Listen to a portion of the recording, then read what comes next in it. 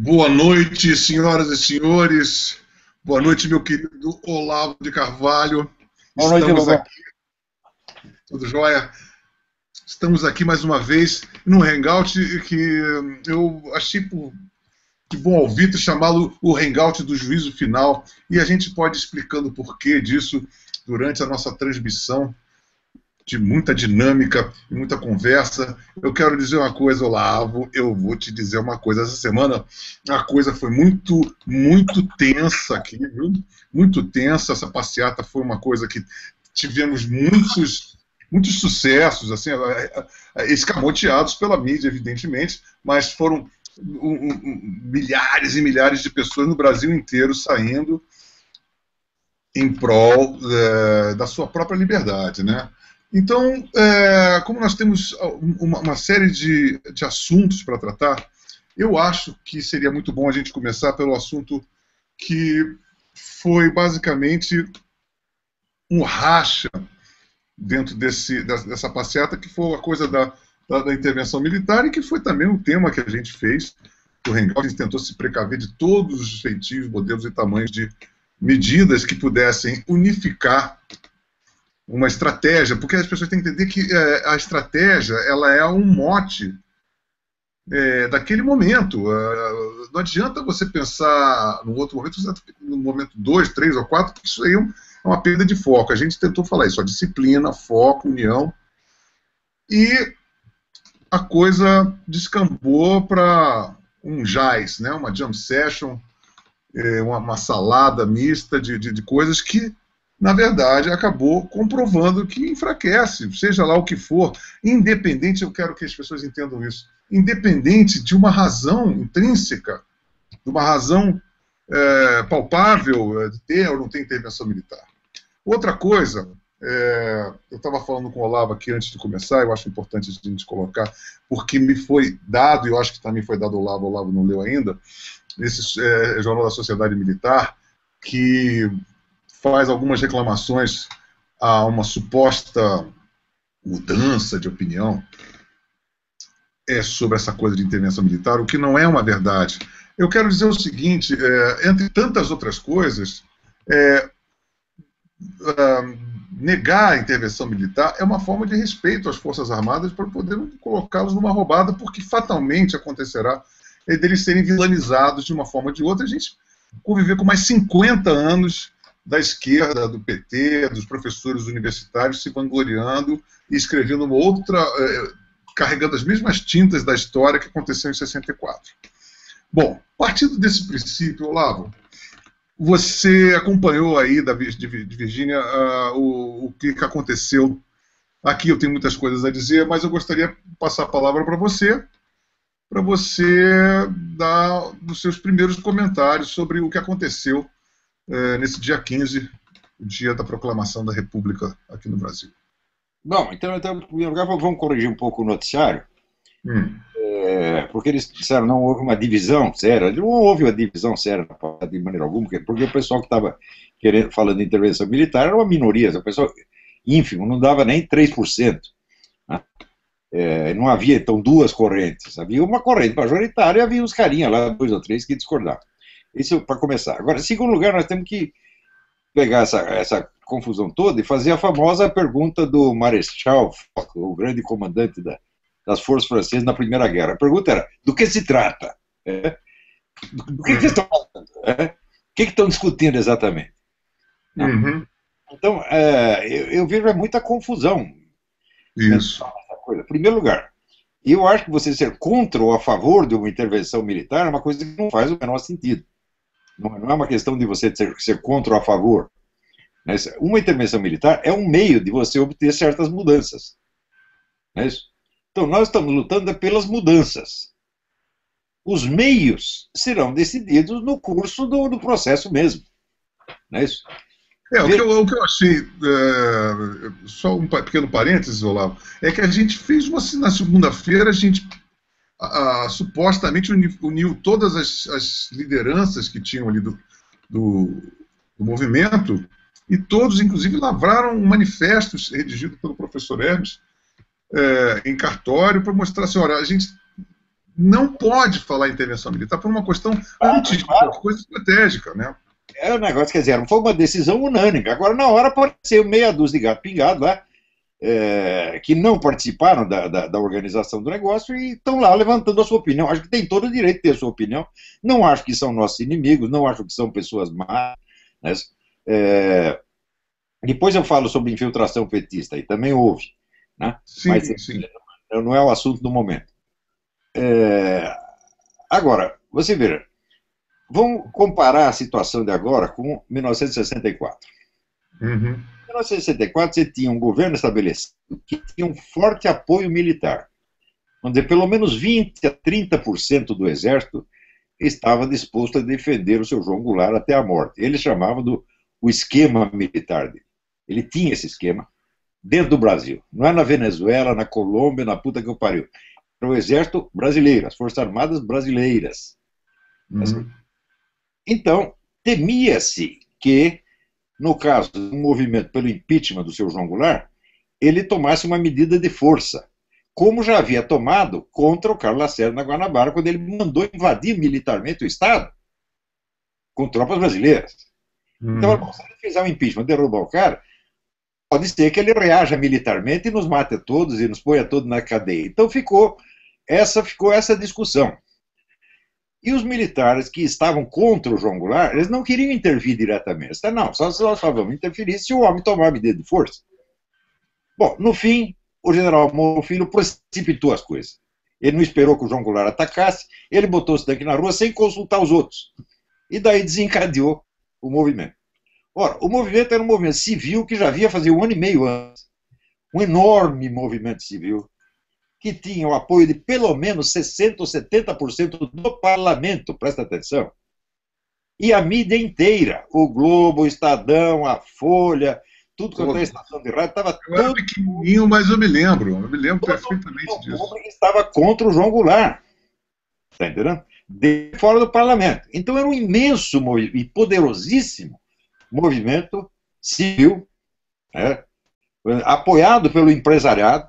Eles davam dinheiro para burro para os movimentos anti-Goulart. Não era a CIA, não. Era o empresariado brasileiro. Essa história de CIA é conversa mole.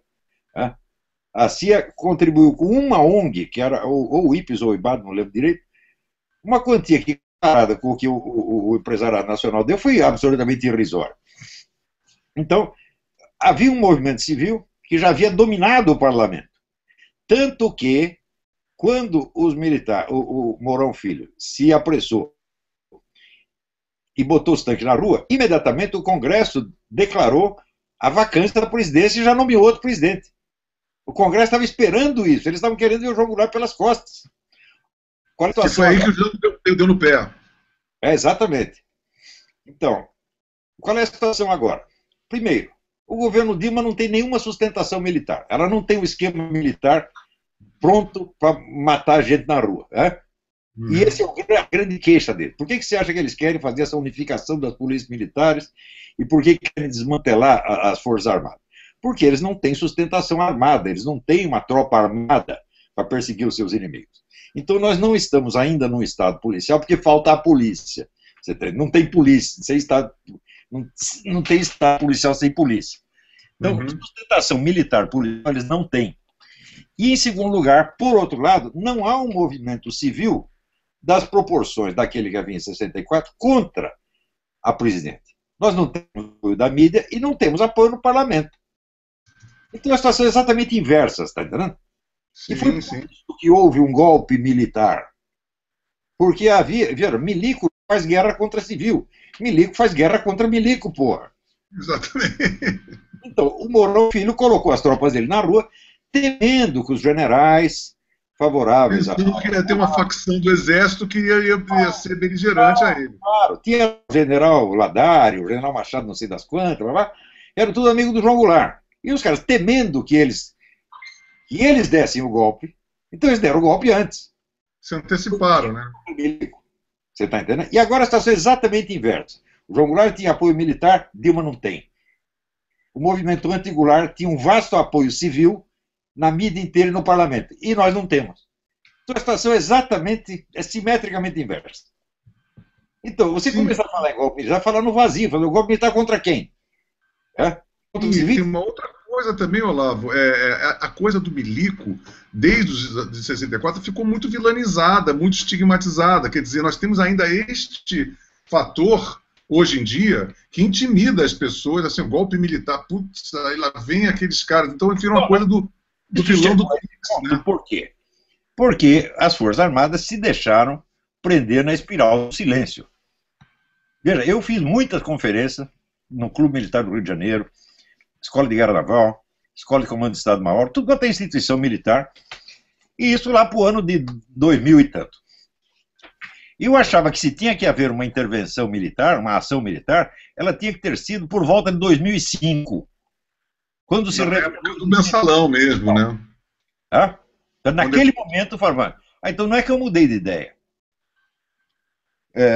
Não é que eu mudei de ideia, a situação mudou completamente. Em 2005, o esquema de dominação petista não estava montado, eles estão tentando montar. Na hora que se revelou a existência do Foro de São Paulo, eles disseram, peraí, isso é uma conspiração de partidos políticos com organizações criminosas, isso não pode ficar assim. Alguém tem que agir e meter esses caras na cadeia. Né? Ninguém quis agir. Né? Na época, assim, falava que Foro de São Paulo, a pessoa nem sabia o que era, alguns nem acreditavam que existia, e não pense que no meio militar eles eram tão receptivos a isso, não. Havia uma parte que era, os pessoas mais inteligentes, né, como o general José Fábrega, o general Sérgio Augusto da Vila Coutinho, que já morreu. Mas havia uma outra parte da oficialidade cuja preocupação era de ordem mais corporativa. Eles estavam loucos da vida com o FHC, porque o FHC havia congelado os salários deles. Então, eles votariam, não é Luiz Inácio Lula da Silva, eles votariam Luiz Antônio Satanás da Silva. Por uma Qualquer pura reação. que fosse contra o FHC. Uma reação pura, né? Eu vi isso com meus próprios olhos. Quer dizer, quando o Lula se apresentou lá no Clube da Aeronáutica para falar, tinha 700 oficiais, todo mundo puxando o saco dele. Você está entendendo? Então, na época, eles estavam mais preocupados com o seu salário e não prestaram atenção no problema do Foro de São Paulo. Falaram, então, quer dizer, o momento das Forças Armadas agirem passou. E o PT instrumentalizou tudo e hoje ele domina o Estado inteiro, e domina a mídia, e domina a educação, e domina tudo, no fim das contas.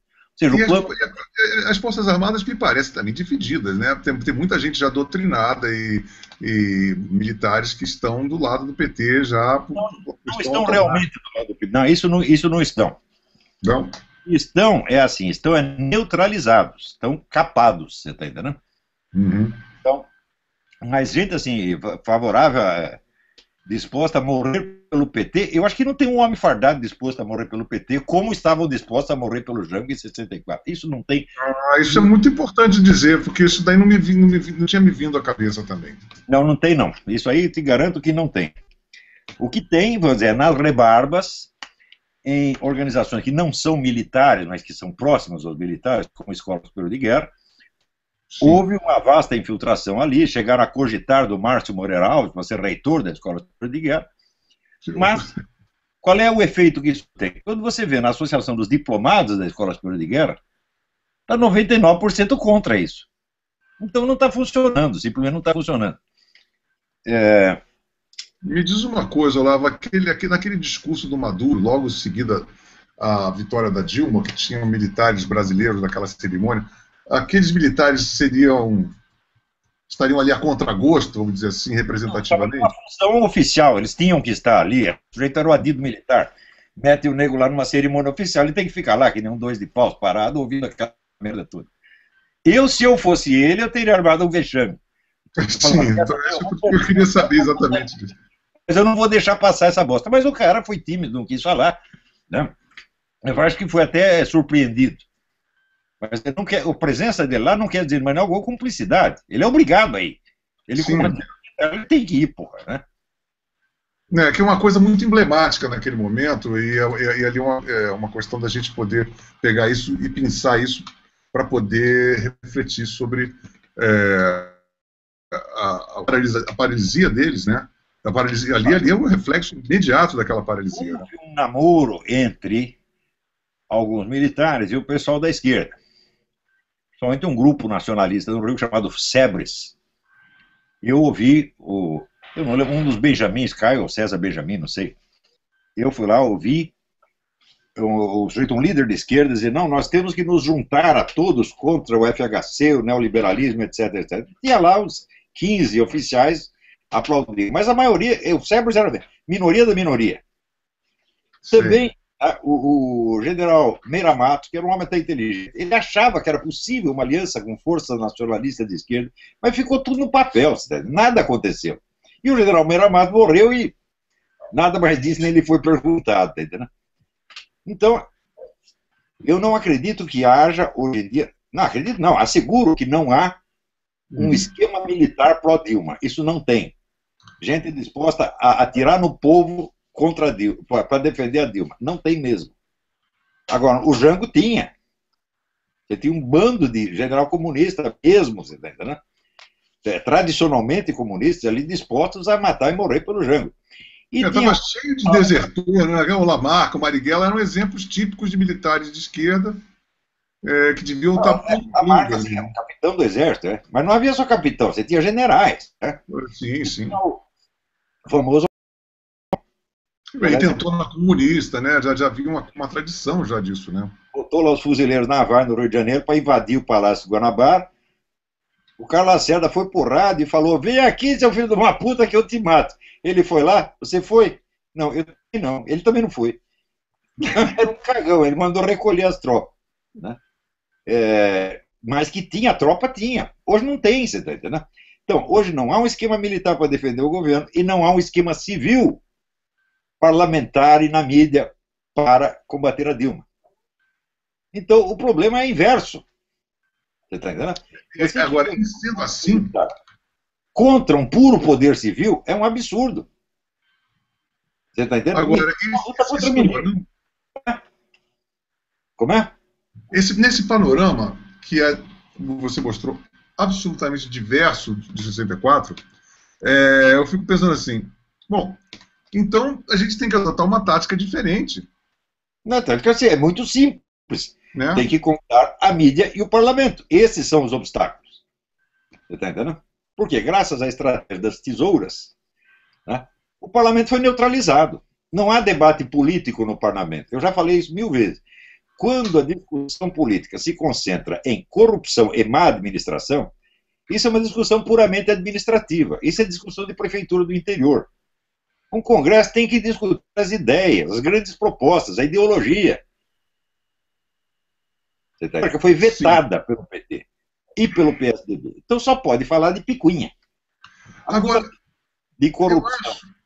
Olavo, eu acho que está num momento muito fértil de haver um outro partido, e o Partido Novo aí crescendo. Eu acho que tem.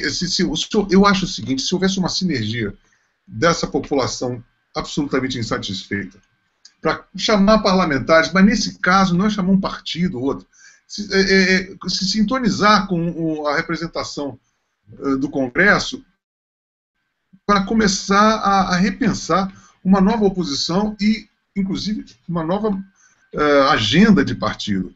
Agora, eu acredito que essa coisa de intervencionismo militar neste exato momento, eu vi, por exemplo, aquela coisa que eu falei para você nessa semana. A gente não conseguiu adesão de nenhuma imprensa internacional, a gente quis fazer uma coletiva, todos, e eles foram muito preconceituosos, diga-se de passagem, mas a gente tem que lidar com esse aspecto de saber, bom, por exemplo, hoje eu soube de várias notícias quentes lá de Brasília, eu acho que a gente podia inclusive falar sobre isso para depois voltar, aqui tem algumas perguntas também que nós temos a fazer, mas olha só, pensa bem, o enfraquecimento do governo e a iminente possibilidade desse governo cair, e cair de maneiras erradas.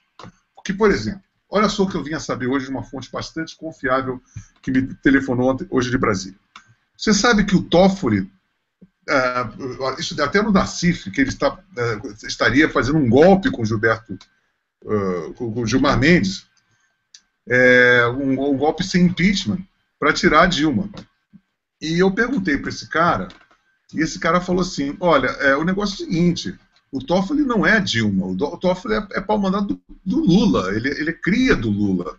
E está havendo uma guerra do lulista com as dilmistas. E acham que, na verdade, o que aconteceu, segundo ele, que o Lula entrou em contato com as lideranças do PMDB, sabendo que o PMDB pode cair com essa investigação do Petrolão, porque está totalmente envolvido, e para se salvaguardar ele, Lula, e todos que estão de saco cheio da Dilma, botar a Dilma de bode expiatório, derrubá-la e botar o Temer no Congresso. Quando, na verdade, a hipótese, a possibilidade mais técnica e viável seria impedir a Dilma e impedir o PMDB e convocar as eleições em 90 dias.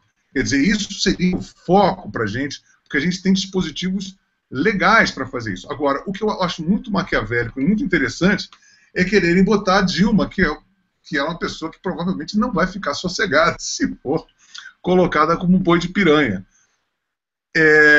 Eu pensei assim, bom, isso vai ser um prato cheio para a gente discutir, porque a gente, de repente, está numa iminência de um golpe planejado pelo próprio, por uma facção petista, que seria os lulistas, junto com os PMDBistas. O que você acha disso, Olavo? Bom, olha, no Facebook, antes de sair o negócio do Luiz Nassif, eu disse, é possível que eles já estejam pensando em entregar a cabeça da Dilma para salvar os outros. Sim. Logo em seguida saiu o negócio do Nassif. Parece que ele leu meus pensamentos. Né? Isso é possível que esteja acontecendo. Tá certo? Porém, o problema é o seguinte, com Dilma ou sem Dilma, o problema é o mesmo. Você tem um esquema petista, você tem o esquema do Foro São Paulo, você tem a estratégia das tesouras, é isso que está mandando no Brasil. Então, Dilma é curto prazo, impeachment é curto prazo, nova eleição é curto prazo. Agora, a longo prazo, que é um negócio decisivo, o problema é conquistar a mídia e o parlamento. É o que eu digo, o nosso inimigo não é o PT, o nosso primeiro inimigo é a mídia. Porque a mídia foi o primeiro espaço ocupado pela ocupação do espaço gramsciano, isso desde os anos 60. É verdade. Nossa, é mais fácil ter sinergia com o parlamento do que com essa mídia que está aí, né? Então, mas é tal negócio, não adianta, a gente maldizer a mídia não adianta, o negócio é ocupá-la, ocupar espaços, tirar esses filhos da puta e botar outras pessoas. Como se faz isso? Pressionando as empresas. Note bem, em 2000 eu já propunha a empresários liberais a formação de comissões de empresários para visitar os diretores de jornais, levando a documentação da mentira que eles estavam publicando, e dizer, olha, se vocês continuarem com esta merda, nós não anunciamos mais, porra. Isso é sensacional, isso é uma coisa que você podia transformar isso numa coisa que a gente podia marcar.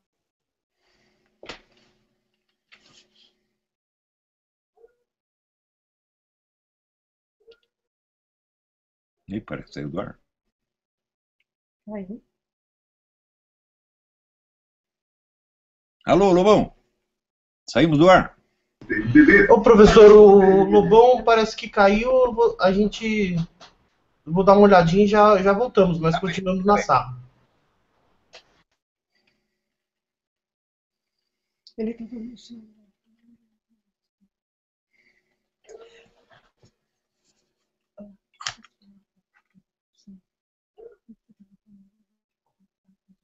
Nós estamos aqui sem Olavo? Alô, estou ouvindo.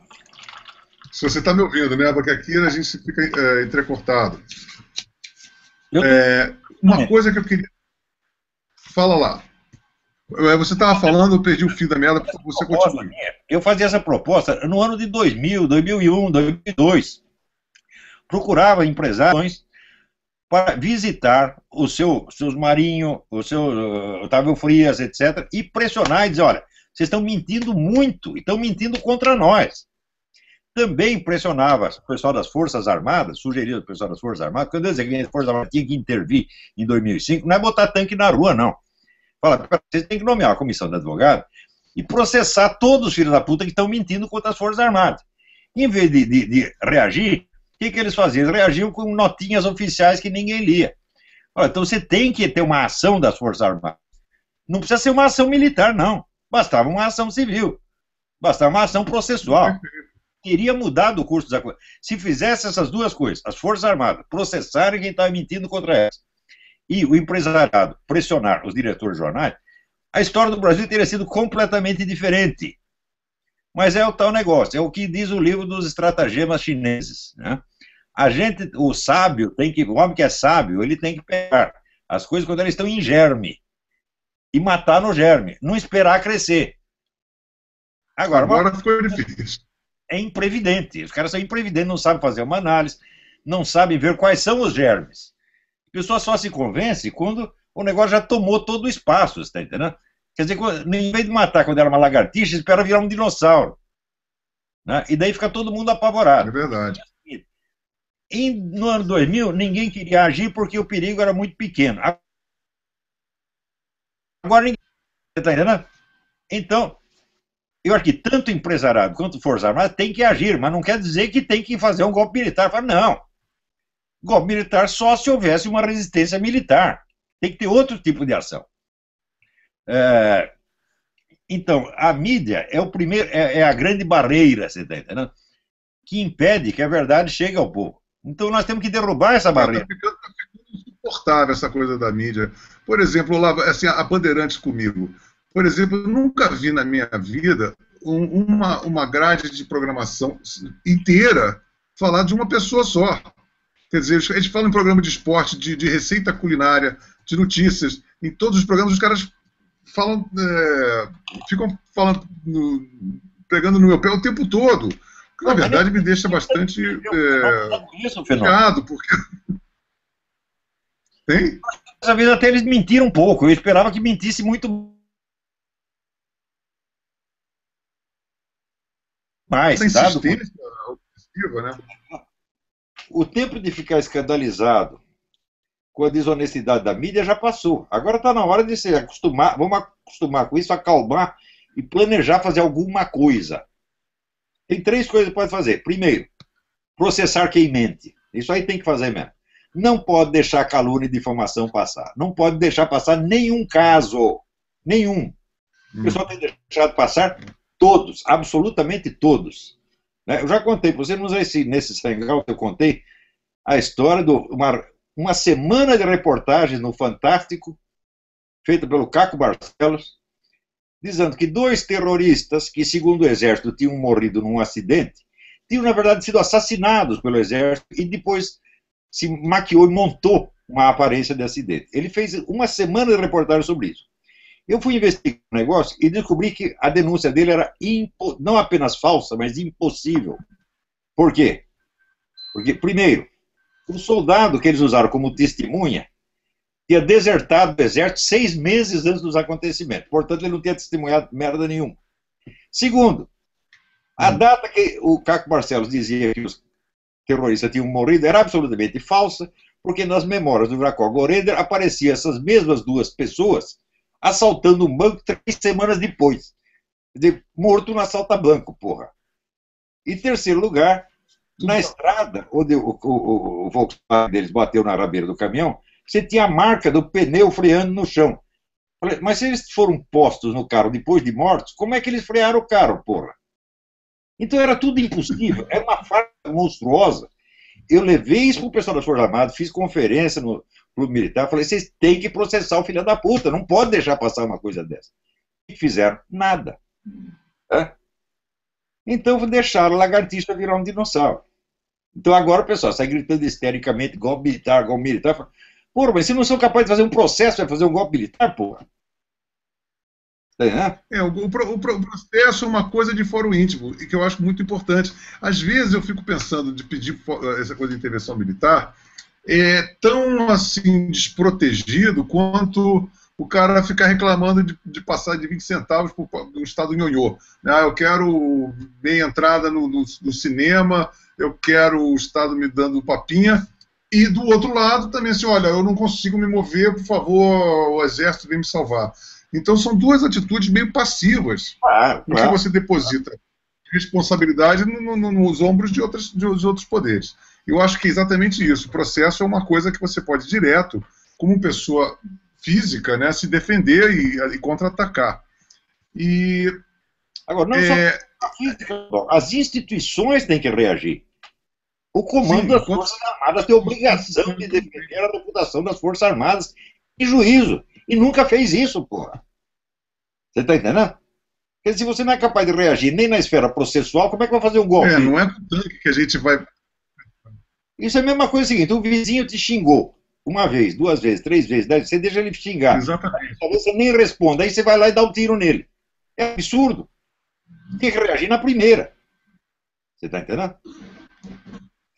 Então, tudo isso aí, vamos dizer, é confusão mental, você está entendendo? Confusão mental e muito emocional. Agora, outra coisa, Olavo, que é muito. Estou dando um delay, me desculpa que eu estou pegando você entrecortado. Eu acho o seguinte, outra coisa que a gente tem que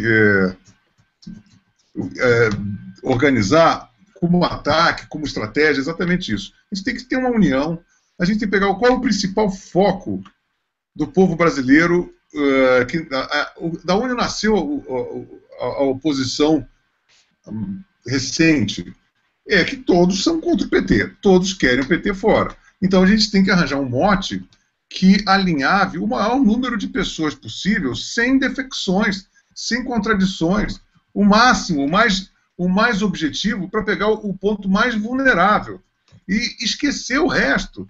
Porque senão, por exemplo, um grande erro que aconteceu nessas manifestações, Olavo, é o seguinte, tinha que ter apenas um carro de som com um microfone. Isso não é uma micareta, isso não é carnaval, não é de samba. Tinha 4 carros de som. Cada um falando um barulhão terrível, cada um parecia batalha de confete. Então, são coisas assim que são inadmissíveis. A gente tem que ter um palanque, entra a pessoa, sai a pessoa, mas aquele é o palanque que vai delinear aquela passeata. Aí o que aconteceu? Saiu um carro para um lado, um carro para o outro carro para o outro, dispersou todo mundo, em vez de juntar aquela multidão toda. Aí há controvérsia, porque a polícia diz, atendiam 2 mil pessoas, tinham mais de 50 mil pessoas na rua lá, sabe? Então, não aproveitar esse clamor popular e desgastar isso com vaidades pessoais e rixas pessoais é inadmissível, né? Não, é simples. Sabe por que isso acontece? Porque o pessoal está apenas expressando uma revolta. Eles não têm nenhum projeto de poder. Agora, Nietzsche já dizia, só se destrói aquilo que se substitui. Não basta tirar os caras, tem que botar alguma coisa lá. Então, tem um vácuo, né? Não é questão de, vamos tirar a Dilma, vamos fazer nova eleição. Não, tem que fazer o projeto de você. Quer dizer, destruir a hegemonia esquerdista na mídia, ocupar uma boa parte da mídia, ou ela toda até, e ocupar o parlamento, meu Deus do céu. É isso que tem que ser. Porque senão você tira um cara, ele põe outro. Então falta o projeto de poder. Por causa da falta do projeto de poder, então tudo aquilo que é voltado apenas contra o imediato se esfarela, como esfarelou. Eu não acho que isso seja muito grave, porque é um começo, e no começo tudo é meio confuso mesmo. E tem outra coisa, eu prometi a mim mesmo que eu não vou entrar em questões de tática e de organização. Eu estou à distância e seria uma leviandade eu ficar me metendo nesses detalhes concretos de organização. Eu posso fazer análises gerais, mas não posso orientar um grupo. Né? Os caras às vezes me escrevem aqui pelo Skype, manda pelo Skype para cá, o senhor pode nos orientar, estamos formando um grupo. Eu não posso orientar ninguém, meu filho, eu posso fazer análises gerais. A distância em que eu estou, só para um plano grande. Né? Agora, a conclusão pessoal é muito grande, né? Eu não posso entrar nessas questões, você está entendendo? Seria uma leviandade da minha parte. Tá? Eu estou falando isso porque eu, no caso, era um cara que estava ali no front, né? Claro. O cara que, por exemplo, tinha representado o Hangout. Quando eu cheguei lá na avenida, eu vi aquela bagunça e fui embora.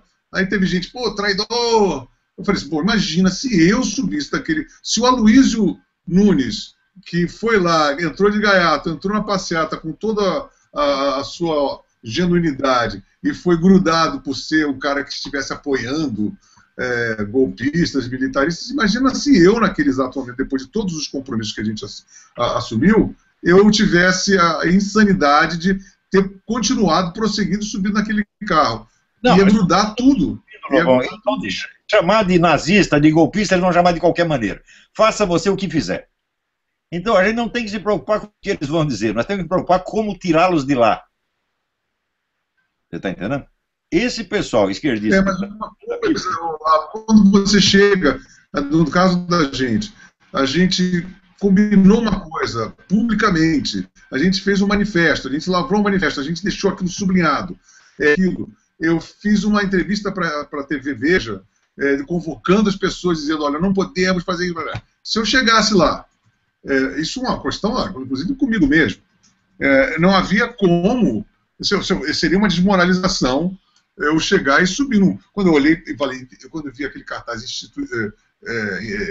intervenção constitucional, eu fiquei com muita raiva, porque, na verdade, parecia um desfile de samba. E são 4 carros, e o primeiro carro estava com esses cartazes, o último carro estava com os cartazes, e houve uma leniência da parte dos 2 carros intermediários, porque estava parecendo um cortejo, a princípio, o uniforme, para quem era de fora, assim, parecia que 4 carros de som parecia um desfile de escola de samba, né, com carros alegóricos.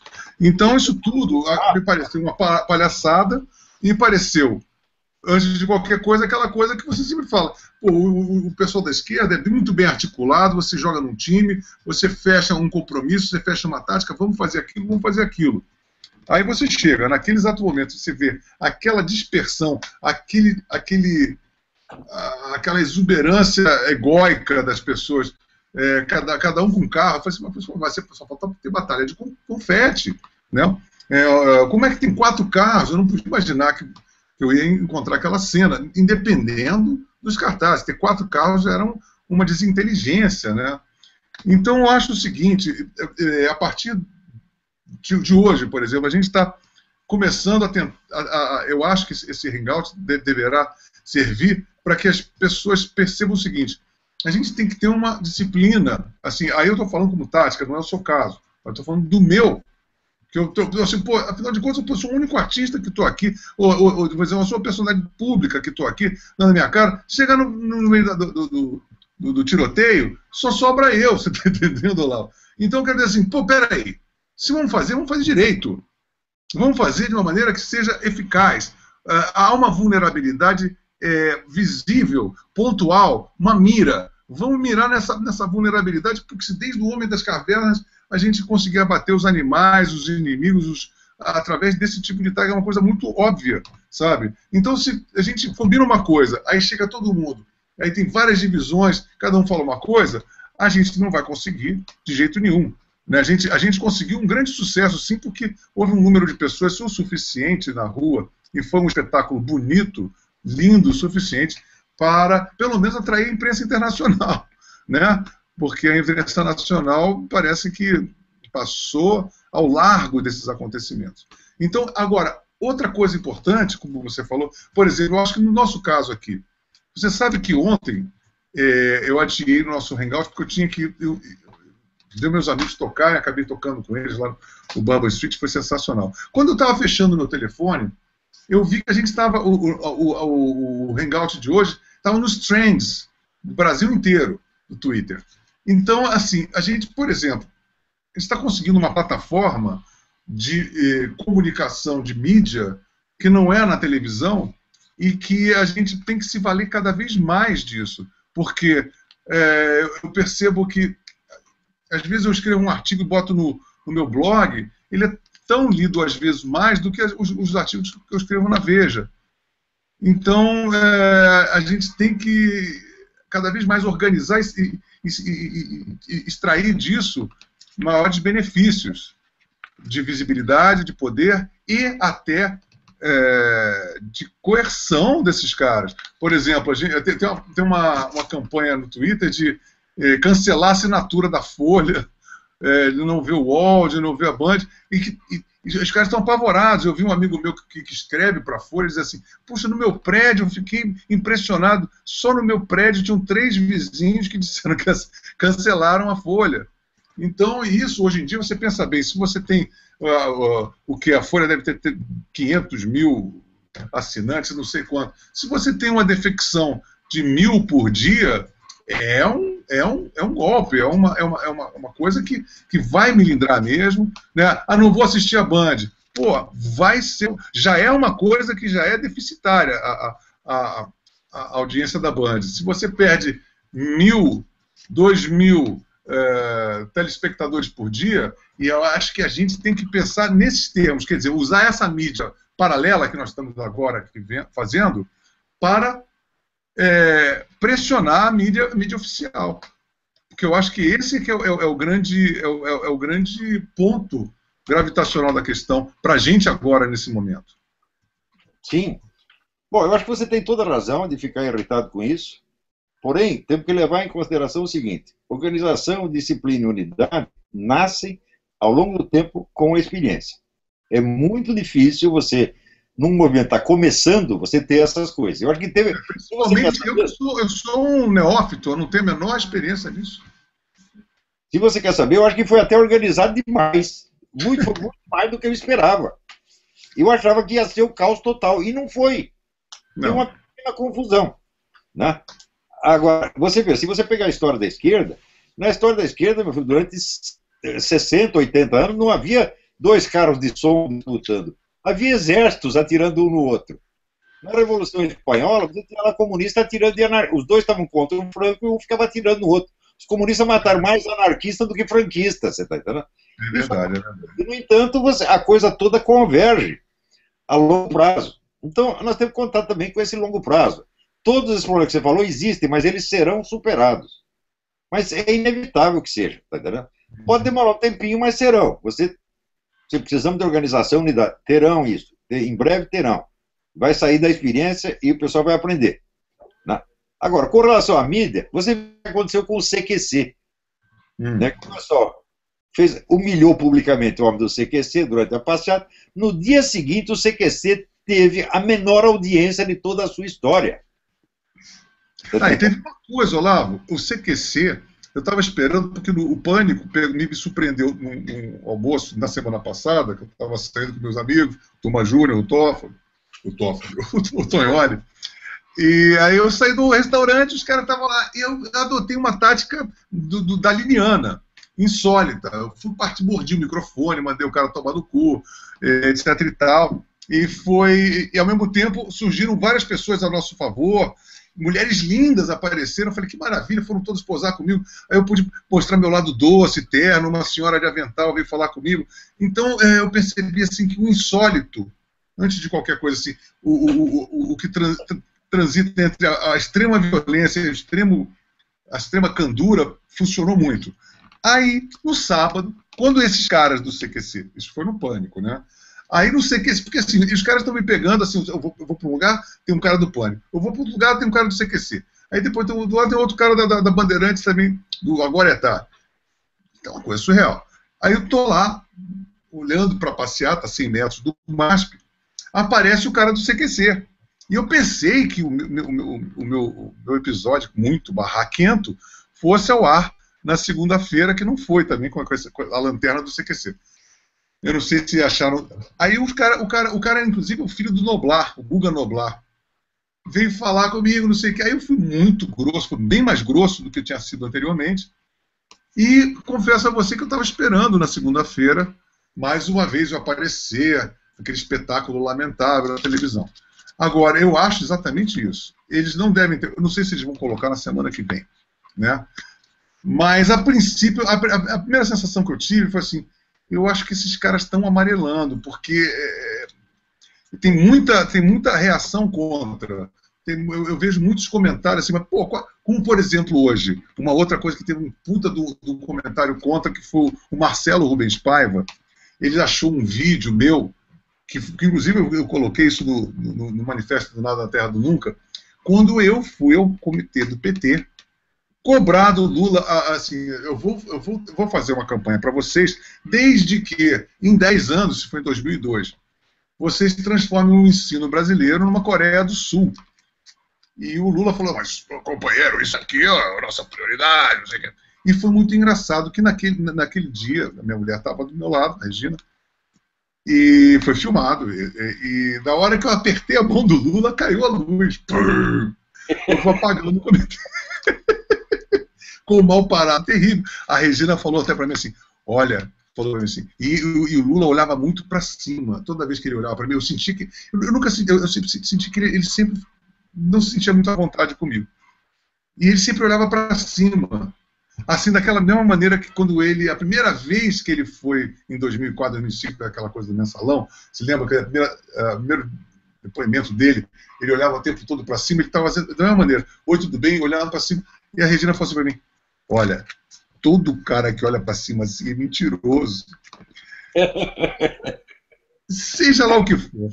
Resumindo a ópera, esse vídeo, ele foi agora, olha o desespero dos caras, foi agora para o ar, e os caras falaram, viu o Lobão, olha o Lobão babando o ovo do Zé Dirceu e do Lula, não sei o quê. Eu pensei assim, esses caras devem estar muito desesperados, porque assim, como é que esses caras pegam na minha biografia, eles pegam coisas na minha própria biografia que eu contei, como se fosse um sigilo de Estado, dizendo assim, olha só o que o Lobão falou, quando eu estou falando nos meus próprios livros. Você está entendendo? É uma situação que eu acho que é de desespero total.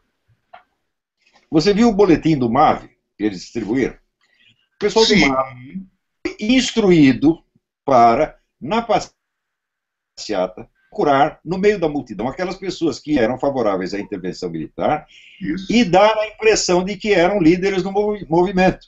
Exatamente. Só os militantes do MAV? Não, a mídia inteira obedeceu isso. Você viu a Laura Capriglione hoje? Dizendo, não, estava cheio de nazista armado de soco inglês, até cuspiram na cara do Madonna. Você já viu alguém se armar de soco inglês para dar uma cuspida? Não, não tinha ninguém. Não, olha, outra coisa, eu quero deixar bem claro para o público em geral, Olavo. É normal, você precisa entender o seguinte, esse pessoal é militante, eles estão lá para mentir. Faça você o que fizer. Não adianta você querer preservar a sua imagem. Não adianta. Mas olha só, Olavo, deixa eu te contar essa aqui.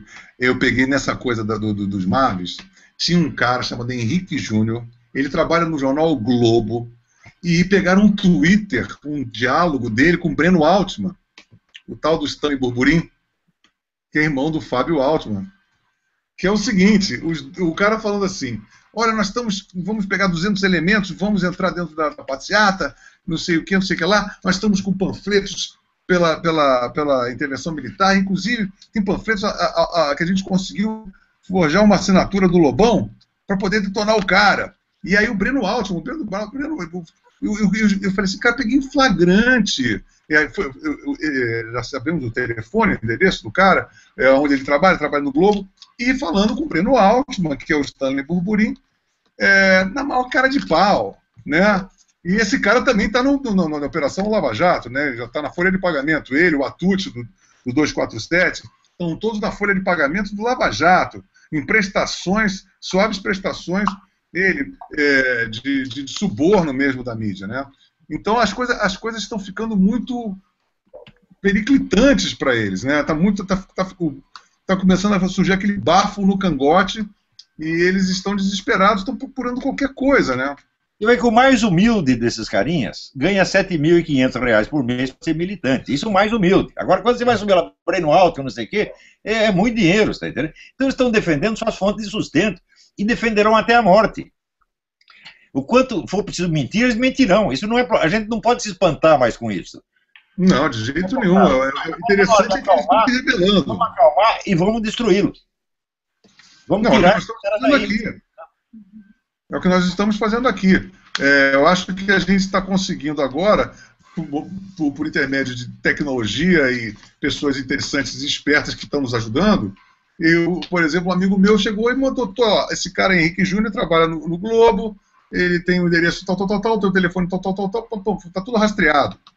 Né? E esse cara pode ser, e deve ser processado por falsidade ideológica. Todos eles devem ser processados. Não pode deixar passar um. Agora, durante 30 anos, deixaram passar tudo. Você está entendendo? É por isso que nós chegamos nessa situação. Agora, existe o famoso livro do Paulo Mercadante, que chama Consciência Conservadora no Brasil, onde ele mostra que os conservadores do Brasil sempre foram conciliadores. E continuam sendo, você está entendendo? Então, só quem tem iniciativa na história brasileira é o pessoal esquerdista, os outros não têm, nunca tiveram. E quando que se criou no Brasil um partido conservador na República? Só depois da guerra criaram a UDN, meu Deus do céu. Ele começou muito tarde, e a UDN já acabou. Não, e foi devidamente demonizada. Você vê, esse pessoal do DEM, eles começaram bem, né, com o Partido da Frente Liberal, daqui a pouco começaram a buscar a conciliação. É isso que não pode, você está entendendo? Não pode, um lado quer bater e o outro lado não quer fazer nada. Isso tem que parar.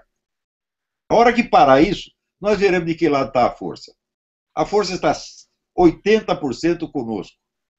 O outro lado não tem força. Nós só tem uma coisa, cara de pau, cinismo e blefe. É isso só o que eles têm. Vamos desfazer o blefe, vamos pagar para ver. Não, e eles contam com uma outra coisa, Olavo, que você sempre falou, que é o hype cultural. Quer dizer, quando eu falo sobre a coisa da intervenção militar, a gente tomar cuidado estrategicamente, é que a gente pode ser castigado com mais 50 anos de MPB, Tropicália, Cinema Novo, e toda a produção cultural advinda dessa vitimização da esquerda brasileira. Ué, mas se nós deixamos esses caras ocuparem todos os postos, eles farão exatamente isso. Pouco importa o que você faz. Lobão, você pode chegar lá e gritar, eu sou contra a intervenção militar. E no dia seguinte, você vai ver que você está pregando intervenção militar. Quando tem um filho da puta, chamado Luiz Felipe Miguel, professor da UNB, ontem publicou um artigo dizendo que eu estava pregando intervenção militar, porra. Pois é, não, isso não adianta realmente. Você fala uma coisa, a coisa vira ao contrário, e as pessoas te odeiam por investir na mentira, e assim, é pela mentira que as pessoas te odeiam, né? Porque se tiver mentira, o cara fica órfão do seu ódio. A gente tem que parar de ter emoções com isso, tá entendendo? O pessoal fica chocado, fica ofendido, fica magoado quando Nada pessoal, né? Nada pessoal. Não é para ficar magoado. Isso é normal. Os caras são bandidos mesmo, eles vão fazer isso. Se você deixa, não espere jamais que essas pessoas tenham uma conduta honrada. Nunca elas vão ter. Nunca. São psicopatas mesmo. Eu não estou brincando, isso não é força de expressão. Porque hoje em dia é a moda usar a palavra psicopata como insulto. Eu não uso essa palavra como insulto. É uma patocracia mesmo. No sentido estritamente técnico, científico do negócio. Quando digo que são psicopatas, é porque são psicopatas de fato, está entendendo? E a sua conduta mostra isso de maneira inequívoca. Né? Então, vamos dizer, essa capacidade de mentir, e pego na mentira onde ainda insiste, digo, isso é caracteristicamente psicopático. Né? Não tem mais como esconder isso aí. Então, se você sabe que está lidando com um psicopata, não tem por que você ficar chocado ou magoado porque ele te estacionou, porque ele está lá para fazer isso mesmo. Então, o erro é nosso de tratar essas pessoas como se fossem seres humanos normais. Presta atenção, pessoas como Lula e Dilma, não é que eles são esquerdistas, não é que eles são comunistas, são pessoas obscenas, meu Deus do céu. São pessoas que não podem ser mostradas em público. Hein? Não pode esquecer, o Lula é o homem que disse que tem saudade do tempo que os meninos comiam cabrita no Nordeste, comiam por via vaginal. Hein? Eu não sei porque ele não falou dos bodes, mas falou só das cabritas, discriminação sexual. Hein? Botofobia. Pois se gaba de ter tentado estuprar um companheiro de cela. Seja verdadeiro ou falso, um homem público que fala uma coisa dessa tem que ser escorraçado da vida pública imediatamente. Agora, você está mostrando essa coisa em público, se você aceitou isso uma vez, você já se suicidou, porra. Pois é, não, uma coisa que seria assim, de você ter depressão do seu fórum íntimo, vira uma ostentação no foro público, né? Claro. Então é uma coisa muito perversa, né? Muito pervertida. Então, mostra a sua feiura. Com orgulho. Dela, você está entendendo? Então você... Agora, sabe de uma coisa, Olavo? Eu li o livro do Lobachevsky. Eu acho o seguinte, quanto ao psicopata, quanto ao trato, o que mais desarma o psicopata é a fleuma. Sim. Você teve assim, olha, cara, você não, eu sou imune emocionalmente à sua pressão. Eu acho que eu tenho percebido isso. Eu acho que ainda vou escrever um livro sobre o diário desse tempo que está passando aqui. Que eu percebo que a fleuma, o blazer, a imunidade emocional é uma coisa fundamental para se tratar com o psicopata. O psicopata não consegue perde as arestas, a palpabilidade do inimigo. E eu acho que isso a gente tinha que incutir nas pessoas, primeiro, não ter medo do PT, não ter medo de lutar, não ter medo das ameaças dele, porque esse não ter medo aniquila a pressão que eles empreendem em relação às pessoas normais. Eu acho isso, sabe? Eu tenho percebido, tenho sentido muito isso. Assim, a fleuma é a pior arma psicopata. Você ficar assim, sim, ok, sabe? E, na verdade é o seguinte, isso é muito genuíno. Eu realmente não consigo me intimidar com eles. Aí eu não consigo. Não fazer nada contra ele? Eu te digo, a partir do instante em que uma boa parcela da humanidade perdeu a esperança da outra vida, perdeu a esperança celeste, se criou imediatamente como substitutivo a esperança de um paraíso terrestre. Então, o paraíso daquilo que o Eric Wegener chama fé metastática. A fé metastática é o seguinte: você acredita que num momento vai dar um estalo e tudo ficará mais belo. Haverá assim, a felicidade universal, o amor universal. E os comunistas, eles encarnam isso. Então as pessoas têm medo de destruir os comunistas porque vai destruir a ilusão delas mesmas. Vai destruir a sua fé metastática. Vai destruir a sua ilusão do paraíso terrestre. E as pessoas não querem perder, elas se apegam a isso desesperadamente, porque elas têm medo da morte, você tá entendendo? E não creem na outra vida, não creem em Deus. Então, se você não crê em Deus, você vai ter a fé metastática, meu filho, você vai acreditar. A expressão tudo será mais belo, a expressão do Antônio Gramsci. De repente vai fazer plique, né? E tudo será mais belo. Isso não existe, isso é uma mentira, isso é uma ilusão, tá certo? Você vê, isso serve para quê? Para deprimir nas pessoas o impulso da caridade. Por que nós precisamos ter caridade para com o próximo? Porque o próximo sofre, porque o mundo é mau e triste. E por isso mesmo nós temos que ter a caridade, e a caridade é a única coisa bela que existe na Terra. Você está entendendo? O mundo, ter cuidado dos outros, né? O mundo é mau e é feio, e é por isso mesmo que precisamos amar o próximo. Porque se tudo estivesse resolvido, tudo tivesse as mil maravilhas, você não precisa ter caridade alguma, meu filho. Então, Deus nos coloca aqui para salvar nossa alma, não para salvar a sociedade. Não para fazer da terra um paraíso. Deus não quer que a gente faça um paraíso, ele já fez para nós. Você está entendendo? Então ele quer salvar as nossas almas. Então, ele diz, eu ponho vocês num mundo onde vocês vão sofrer. Na terra vocês vão sofrer. E por isso mesmo, amai-vos uns aos outros. Ajudai-vos, socorrei-vos. No meio da maldade e da feiura. Agora, em vez disso, as pessoas dizem, não, vamos parar com a caridade, porque no futuro tudo será mais belo. Então você troca a caridade efetiva, o amor que você tem ao ser humano concreto, por um amor hipotético, um amor universal hipotético futuro. E isso, pela benevolência universal. E isso hipnotizou as pessoas, então elas não querem perder essa ilusão. E por isso mesmo, tem horror de ver a maldade dos comunistas. Você vê, na Alemanha, quantas pessoas inocentes não acabaram até pagando pelos crimes dos nazistas. Eles puniram os nazistas e puniram mais um monte de gente inocente. Quantos pagaram pelos crimes dos comunistas? Ninguém. O pessoal tem medo de tocar nisso aí. Porque se você for ter um horror do comunismo, você vai ter que perder a ilusão, vamos dizer, da felicidade universal. E ver, nós vivemos... E essa coisa, isso daria um puta estudo, né, Olavo? Essa impermeabilidade crítica ao comunismo por décadas e décadas e décadas. Como é que as pessoas ainda são capazes, como o Jô Soares falou que é capaz de beijar a mão do Fidel Castro, porque era cara de mar. Beijaria o cu do Fidel Castro, meu Deus do céu.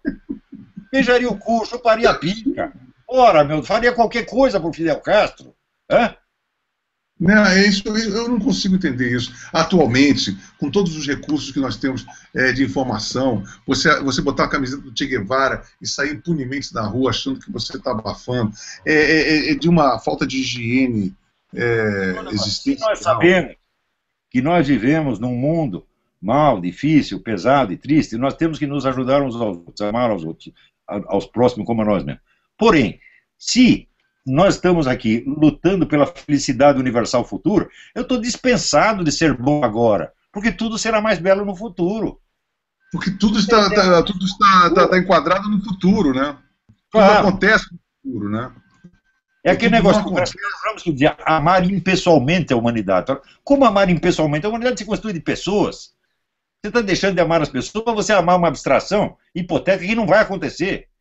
Então você está se isentando do dever moral de amar o próximo, porque você ama uma hipotética humanidade futura. E ninguém quer perder essa ilusão, porque esse é o Deus que sobrou. Você está entendendo? Não, e tem aquela coisa que o Nelson Rodrigues falou, que é uma coisa que é absolutamente precisa, de dizer que o esquerdista é um amputado transcendental, né?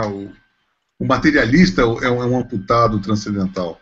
Eu acho que você simplesmente não conviver com a transcendência, para um artista, para uma pessoa, para qualquer pessoa normal, você perde, eu não sei nem quanto medir a sua perda de qualidade existencial. Mas assim, se você perde a noção de transcendência, você é um amputado. É um negócio, qual é o ideal comunista? O Gramsci dizia a completa terrestrialização do pensamento. Ou seja, transformar todos em pedestres, né? Do nosso pensamento e da nossa imaginação. Não pode pensar nada para além disso. Então, daí o que sobra? Sobra a aposta nessa felicidade universal futura.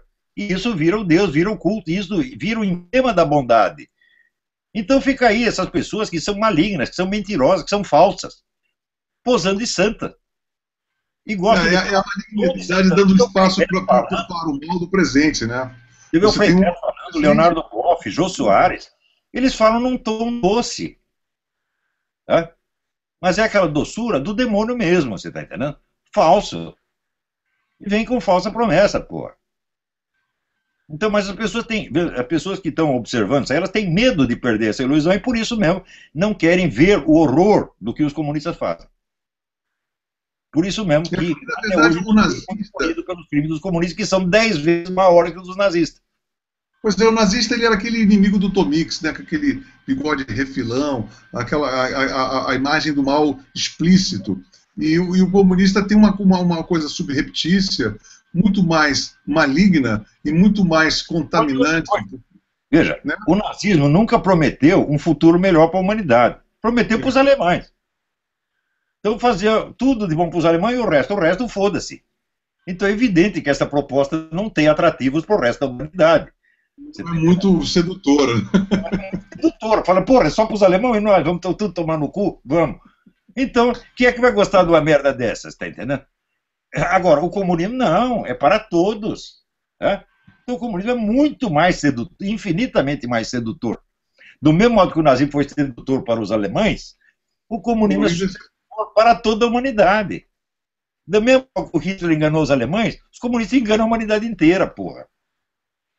Mas assim, devia ter um estudo, eu acho que eu me seduzo às vezes, pensando, se eu fosse um cara, é porque não é na minha área, mas assim, deve ter uma bibliografia vasta em relação a isso, mas poderia ter um estudo mais aprofundado de como existe essa impermeabilidade, como é que é chique, por que é chique uma coisa tão cafona, como é que é chique uma coisa tão miserável, por que os artistas aprovam, né? O símbolo do bem e da beleza é esta felicidade universal futura, é a paz perpétua de que falava o Kant. É a benevolência universal. Né? Na terra tereis aflições, disse Jesus. Né? Até o último dia teremos aflições. Não haverá a felicidade universal. Não haverá nunca. E por isso mesmo nós temos que ter amor ao próximo. O próximo está sofrendo, ele está lá aleijado, ele está pobre, ele está doente, nós precisamos socorrê-lo. Por que precisamos socorrê-lo? Porque o mundo é uma merda, porra. Se o mundo fosse bom... Nós estamos todos nesse barco. É o que dizia o Chesterton, eles querem fazer um regime tão maravilhoso que ninguém vai precisar ser bom. É verdade. É verdade. Ninguém precisa ser bom porque você já tem uma benevolência que é uma redoma, né? Redoma, claro. Então é por isso que as pessoas ficam desarmadas perante o comunismo. Porque deram a ele uma autoridade profética, religiosa. Ele representa o bem da humanidade. Quando não existe o bem da humanidade, só existe o bem da pessoa humana concreta, meu Deus do céu. Na verdade, o comunismo é uma religiosidade pedestre. Faz uma experiência. Quando chega um pobre pedindo esmola para você, fala, me dá um dinheiro para eu tomar uma pinga na esquina. Fala, não vou dar dinheiro para você porque eu vou contribuir para a campanha do Viva Rio. Você institucionaliza a sua benevolência, né? Vê se ele vai ficar contente com isso. Ele sabe que você está sacaneando ele. E se você dá dinheiro para o Viva Rio, eles vão gastar tudo. Tá? Paga conta de telefone, paga o funcionário, paga a condução, paga mais isso, paga mais aquilo. No fim, sobra um tiquinho para dar para os pobres. Então é melhor se dar direto para o pobre, porra. Se eu dou 10 reais para o neguinho beber de pinga, ele vai beber 10 reais de pinga. Inteirinho, até o fim. E dizer, ah, mas ele vai beber com o dinheiro. O dinheiro é dele, porra, eu dei para ele, pode enfiar no cu se ele quiser. O dinheiro é dele, tem que respeitar a propriedade dele. Não, eu acho que também tem uma outra coisa que eu sempre questionei, eu acho que eu cheguei a uma conclusão, é a benevolência pessoal, que é a caridade, ela entra em contato com uma coisa muito importante que você perde na benevolência universal, que é o afeto. Claro. O afeto direto, é a empatia, é a misericórdia, é a compaixão, é olhar o outro.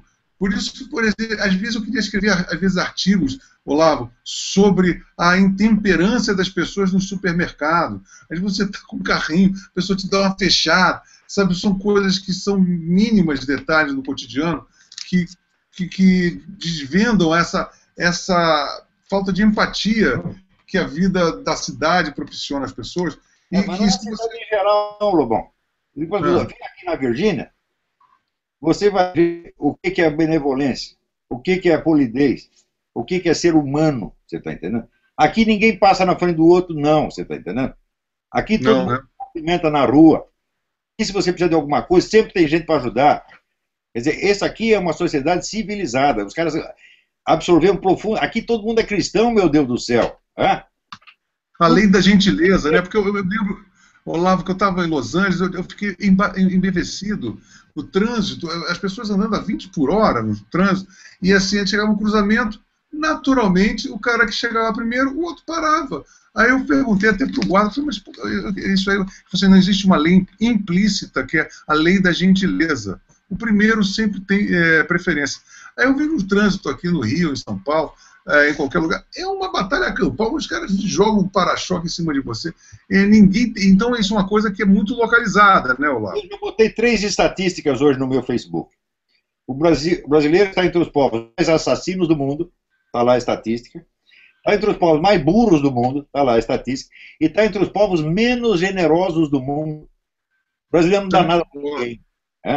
Aqui nos Estados Unidos, todo mundo faz trabalho voluntário, todo mundo contribui. Eu recebo diariamente 20 pedidos de contribuição, atendo os que eu posso. Aqui é normal você ajudar o próximo. Isso não entrou ainda no Brasil, e nos últimos 30 ou 40 anos se perdeu um pouco o que tinha. Esses caras estão descristianizando o Brasil.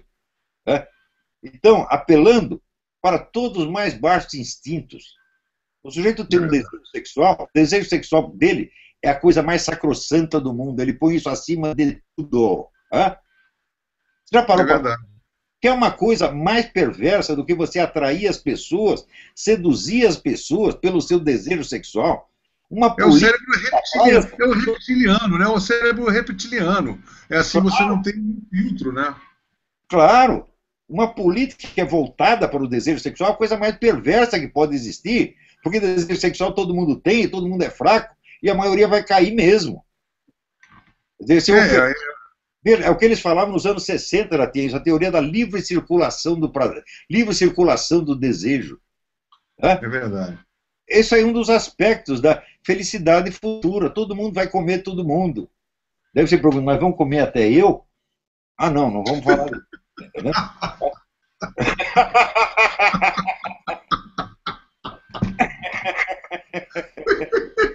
Pois é sexy também, Olavo, involuntariamente. Como é que vai se fazer,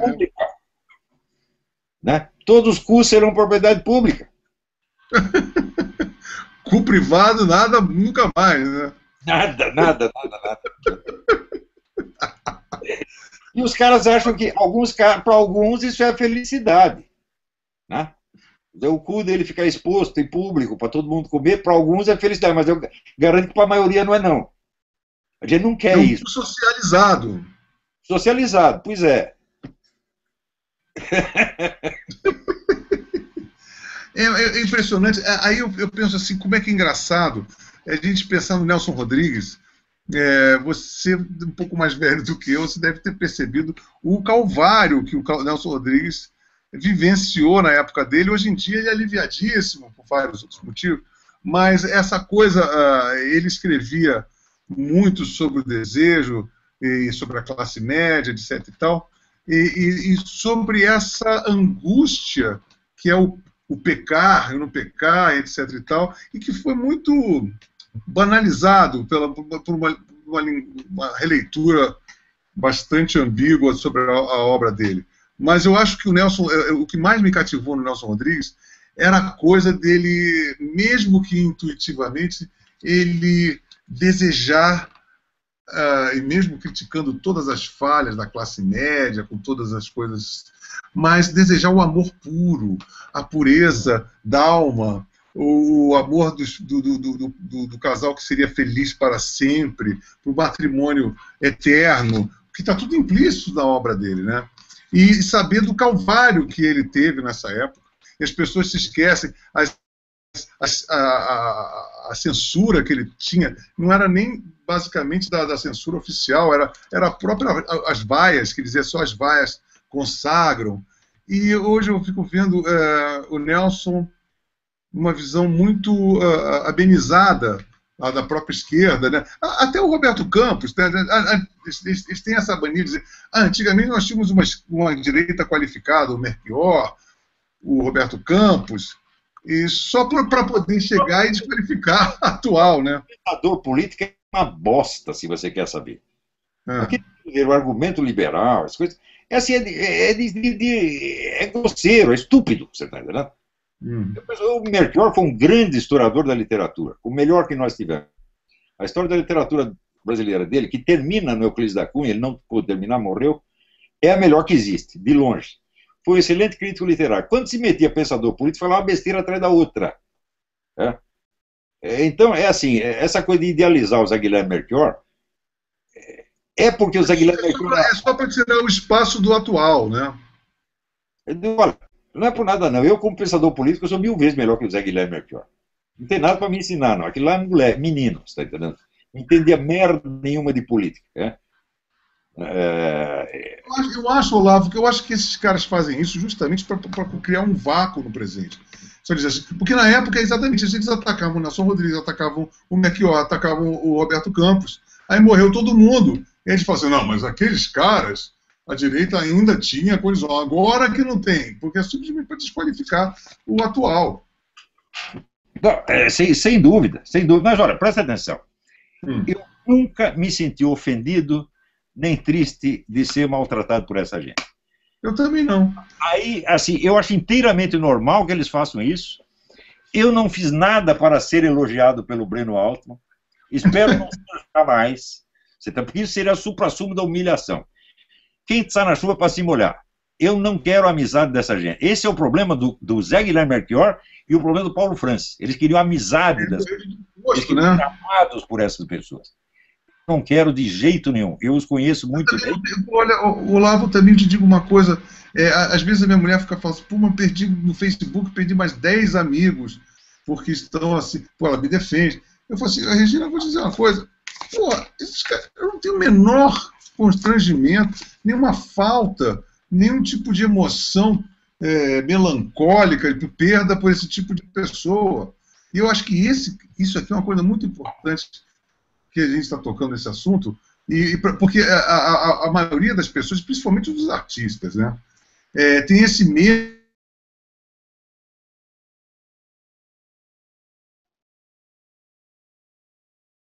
Epa, acho que caiu de novo.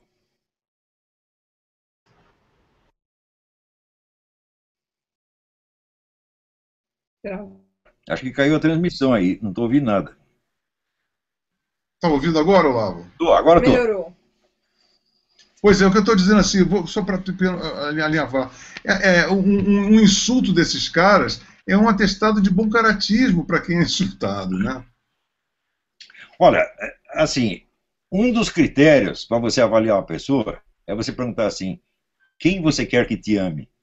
Né? Se você quer ser amado por filho da puta, você é um deles.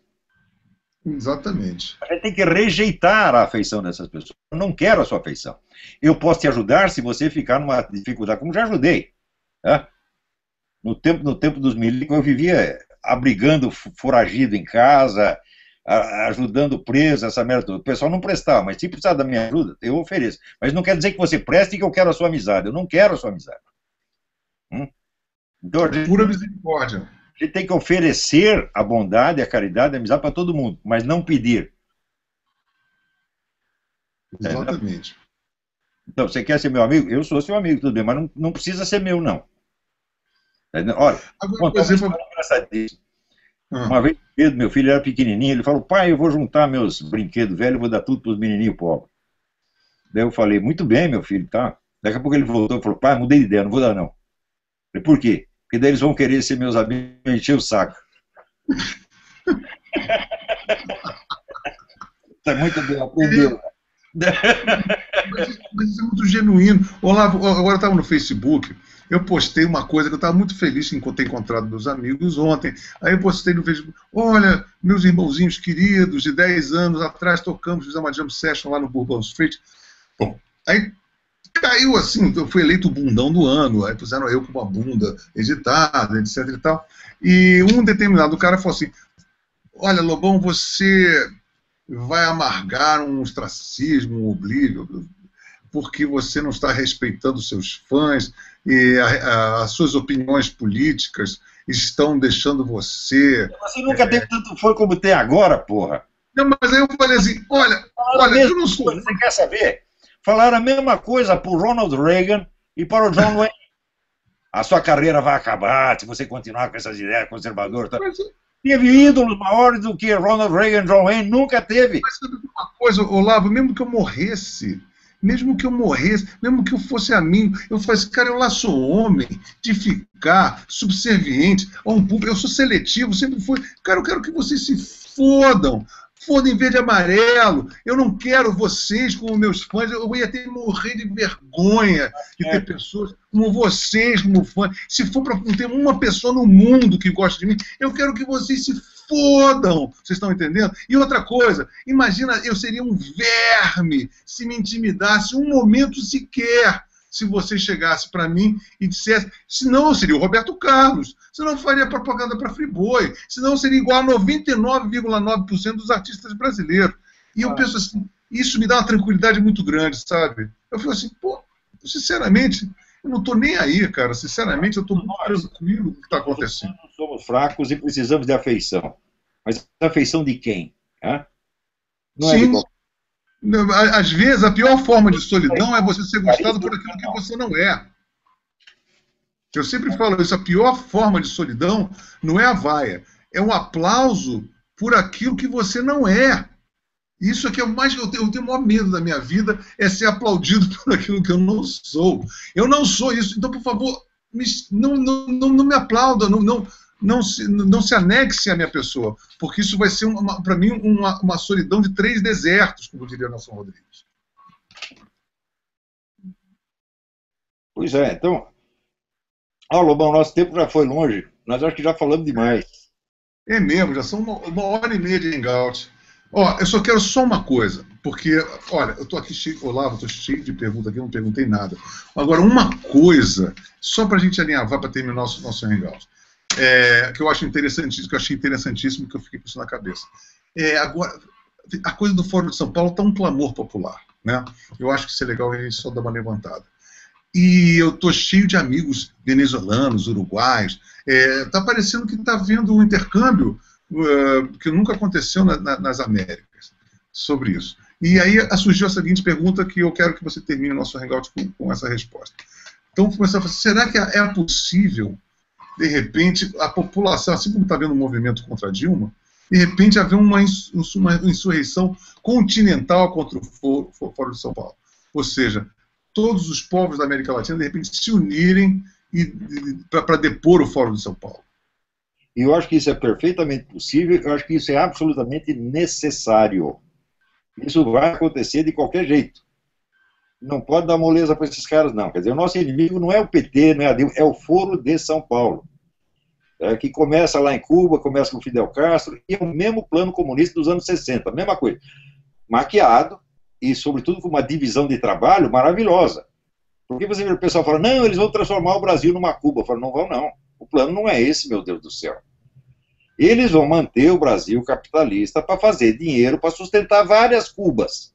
A primeira, a própria Cuba. Segunda, a Venezuela. E não sei o que, e Argentina. O Brasil, a função do Brasil é dar dinheiro para os filhos das putas. Isso é assim há muito tempo. Que dizia o assessor econômico de Lênin. A maneira da gente ser capitalismo, a gente mesmo tem que ser capitalista. E eles sempre fizeram isso. Então, não, o problema não é transformar o Brasil numa Cuba. O problema é transformar o Brasil numa máquina de fazer dinheiro para criar Cuba e tudo quanto é lá. O Brasil seria o último. Só depois de comunizar a América Latina inteira, daí chega o Brasil. O Brasil é o hospedeiro. Exatamente, o hospedeiro. Né? Ele é a abelha rainha, ele está lá para alimentar todo mundo. Né? Essa é a função. E está alimentando. Né?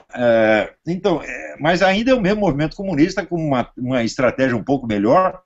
É a mesma coisa. E nós temos que nos livrar desses caras de qualquer jeito, sim.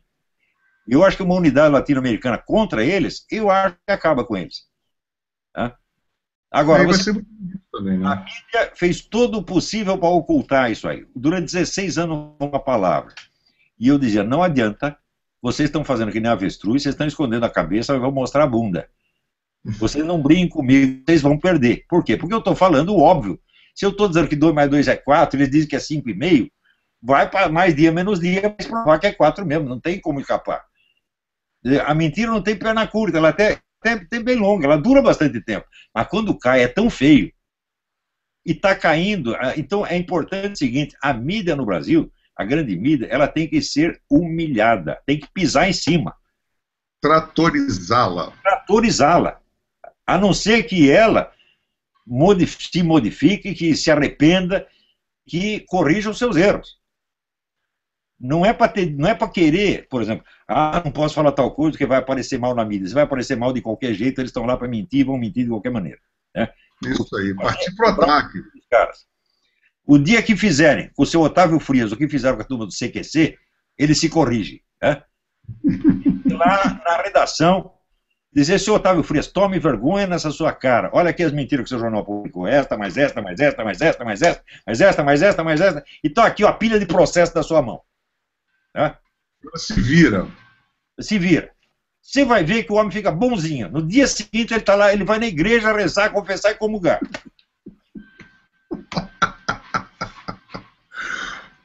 Eu também concordo com você. A missão é atacar, gente, assim, atacar com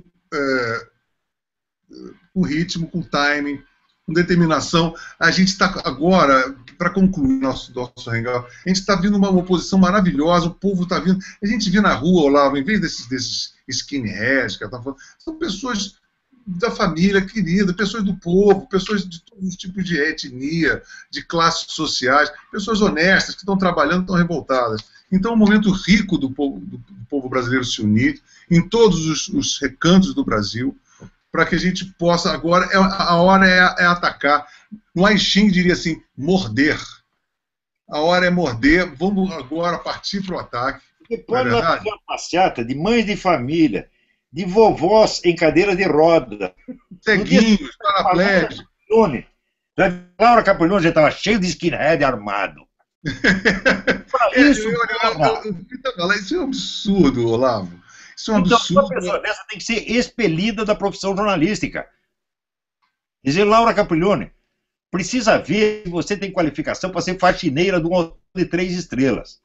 Eu soube de uma coisa, a Laura Capriglione, ela era casada com o Ricardo Mello e deixou o Ricardo Mello para casar com a Marlene Bergamo, do fotógrafo de São Paulo. A Marlene Bergamo é que estava em loco, cobrindo e foi molestada por alguma coisa, e relatou para a Laura, e a Laura fez aquela... Armou-se e deu-lhe uma cuspida. Eu sou inglês. Pois é uma perversão, né? Qual é a violência? Uma cuspida? No meio de 50 mil pessoas, um sujeito deu uma cuspida na sua cara? Não foi nem 2. Não, e com os black blocs quebrando tudo aqui, a gente fala, os manifestantes estavam enraivecidos. Os manifestantes, não são bandidos, não, são manifestantes. Agora nós somos bandidos.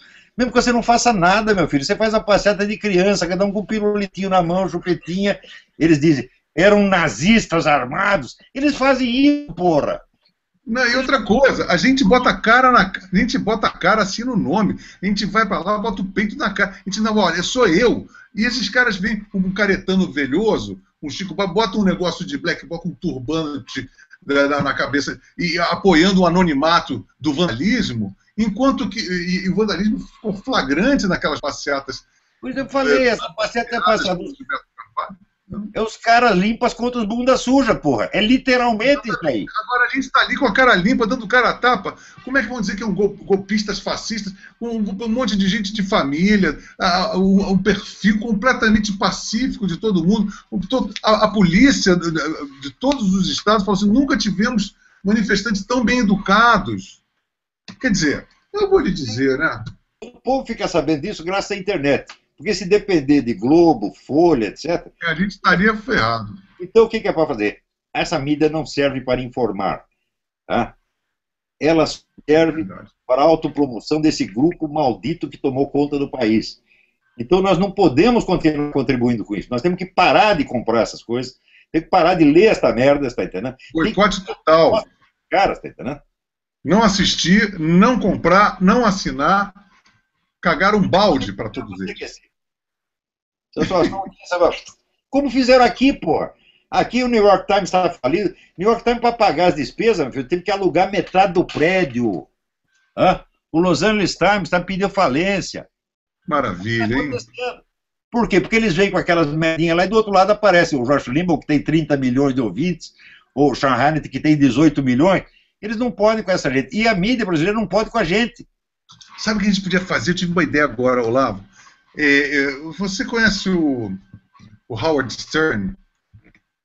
Sim, já ouvi falar. Ele tem um programa, eu tive uma ideia agora, porque eu sempre tive uma ideia de fazer um programa na madrugada, programa de rádio. A gente podia fazer um programa de rádio, Olavo, vamos pleitear algum programa de rádio, para a gente fazer um hangout, começar a entrar na mídia.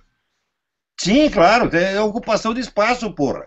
Agora, a operação desocupação de espaço. Né? O Reinaldo Azevedo, você sabe que o Reinaldo Azevedo agora, na Jovem Pan, ele o programa dele é o programa mais de maior audiência da Jovem Pan. É claro, é claro. E quem pode ir com a Veja? Esses jornais todos, soma todos eles, não dá a tiragem da Veja, porra. Pois é. Você faz o seu dever, como faz o Reinaldo Azevedo, o Ricardo Sete, o Augusto Nunes. Você vai ter audiência, porra. O povo não é idiota, não. Exatamente. Então, eu vou fazer um brainstorm aqui, porque eu estou pensando assim, a gente tem que pegar mais espaço. Nós temos que pegar mais espaço na mídia. Esse espaço aqui já está tendo uma tremenda audiência, mas quanto mais audiência agora, a gente precisa disso, né? E precisa de mais união. A rapaziada está cada vez mais unida. Façam comissões de empresários, de gente importante, de gente que tem destaque na sociedade. Vão falar direto com os diretores de jornal, levam um dossiê das mentiras publicadas, esfrega na cara do filho da puta.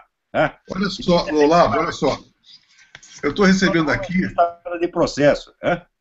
Olha só, o diapasão da rapaziada, assim, o povo quer diretrizes, propor novas diretrizes. Precisamos de diretrizes. Então, eu acredito que esse hangout que a gente está fazendo é basicamente isso. A pegar nos pontos nevrálgicos do que a gente precisa fazer para focar. Ou seja, pegar mais espaço na mídia, ter mais só para realinhavar, para a gente terminar isso. A gente ter tentar cooptar parlamentares de boa vontade para ver se a gente consegue fazer uma frente parlamentar qualquer. O debate ideológico no parlamento. Um parlamento que só discute corrupção e má administração é uma Câmara Municipal do interior. Não é um parlamento de uma nação, meu Deus do céu. Você viu a Luísa Nunes ontem no De Noite? Eu vi, foi muito legal. Não foi legal. Ele falou uma coisa que você sempre fala, e eu acho que é o ponto nevrálgico dentro da coisa da ideologização que você fala. Eu não vou falar sobre corrupção, que é a direita liberal. Ou seja, ele falou uma coisa certíssima. A direita brasileira é patrimonialista e fica sugando no Estado. Né? Fica assim, então a gente precisa de uma direita liberal que queira a livre iniciativa, que queira o lucro e queira realmente um Estado diminuto e uma sociedade competitiva, meritocrática. Sim, mas pessoas que falaram sobre uma coisa ideológica, né? O que falta não é uma direita liberal, porque ela existe.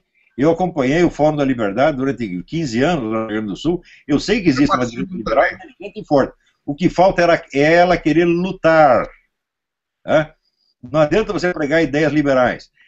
Política não é uma luta de ideias. Política é uma luta contra pessoas. É preciso tirar as pessoas dos lugares onde elas estão.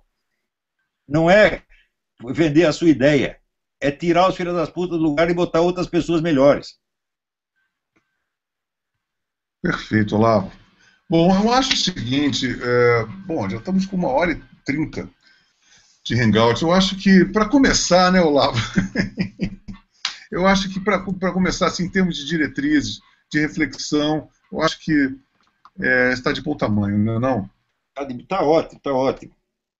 Note bem, eu não considero que seja minha obrigação, nem o meu direito, dar diretrizes para ninguém. O meu negócio é fazer análise, olha, se você quer tal coisa, você tem que fazer assim, assim, assim. Agora, se você não quer, problema é seu. Eu não estou aqui para dar ordem para ninguém, nem soltar palavra de ordem. Eu estou aqui tentando analisar as coisas da maneira mais objetiva possível. Posso falhar, evidentemente, mas tenho feito um esforço brutal para dizer a realidade das coisas. Mas eu digo, se querem, né, se livrar desse esquema que está aí sugando o país, vocês têm que fazer assim, mas assim, vocês têm que vencer a mídia primeiro. Você tem que conquistar espaço no parlamento e criar uma resistência civil como você tinha em 1964. Com a diferença de que em 1964 você tinha um esquema militar para defender os comunistas. Hoje você não tem mais. Com uma outra elaboração, né? Eu acho que não precisa golpe militar, porque se houver um movimento civil como houve em 63, 64, esse pessoal cai e não tem um milico para defendê-los. Exatamente. E não precisa de vilanizar as Forças Armadas, e nós respeitamos, eu tenho maior admiração, e a gente pode escrever a nossa história pelas nossas próprias mãos e pernas, né? Sim. Agora, se não houver um movimento civil vasto, com mídia e parlamento, nós temos o seguinte problema. Vamos supor que haja um golpe militar, um golpe extraterrestre, amanhã tira Dilma e tira o PT. Quem vai preencher o funcionalismo público? Pois é, um vácuo político, um vácuo de poder. Então você vê que a gente precisa de algum tempo. E lembrar que é negócio do Nietzsche, só se destrói aquilo que se substitui. Substituir pessoas. Tirar os filhos das putas e pôr gente melhor. Lugar por lugar. Espaço por espaço tem que ser ocupado. Tá bom? É isso aí, Olavo. Então, bom, parabéns por tudo que vocês estão fazendo aí, tá maravilhoso. Com toda a confusão, eu acho que está valendo a pena. Né, e vão em frente. É isso mesmo, Olavo. Eu acho que foi, tenho certeza que foi fundamental o que a gente falou aqui. A nossa conversa estava sendo muito esperada por muita gente e eu fiquei muito feliz de mais uma vez a gente bater esse papo muito interessante. Manda um beijão para todo mundo, para a Roxane, para seu netinho Isaac aí. Divirta-se e até muito breve, se Deus quiser. Então, até mais. Fiquem com Deus, gente. Tchau, tchau. Até mais, gente. Foi um prazer e até a próxima, se Deus quiser. Bye, bye.